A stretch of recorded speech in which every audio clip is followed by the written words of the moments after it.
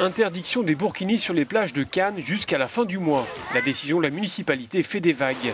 Plusieurs associations de défense des droits de l'homme estiment que l'arrêté municipal ne fait qu'entretenir un climat de tension et elles envisagent même une action en justice. Le maire, lui, défend sa décision tout en s'en prenant à celles qui portent ce type de maillot. C'est une provocation inutile. Donc la provocation, c'est pas l'arrêté. C'est ceux qui prennent ce type de tenue, qui sont de vrais uniformes. Je crois que certaines personnes, peut-être le font de bonne foi, il faut leur expliquer. Il y a quelques provocateurs.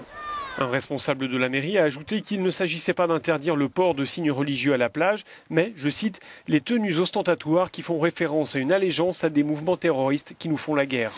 C'est ridicule. Pourquoi? Parce que moi je vois des personnes toutes nues et je vois pas pourquoi on pourrait pas s'habiller. Et voilà quoi. On fait ce qu'on veut. On n'est pas encore à l'école, je peux respecter qu'il y a la laïcité, mais dans les plages quand même, c'est grave. Dans le droit français, le port du voile intégral est interdit dans l'espace public, autrement dit la tenue destinée à dissimuler son visage. Le burkini, lui, n'entre pas dans le champ d'application de la loi. Je pense que ce n'est pas illégal, que tout le monde a le droit d'accéder à la plage, puisque c'est un lieu public. En même temps, si on pense aux droits des femmes, si on accepte de plus en plus de choses, c'est un peu une régression. Il y a quelques jours, une polémique était née dans les Bouches-du-Rhône quand une association avait prévu une sortie réservée aux femmes en burkini.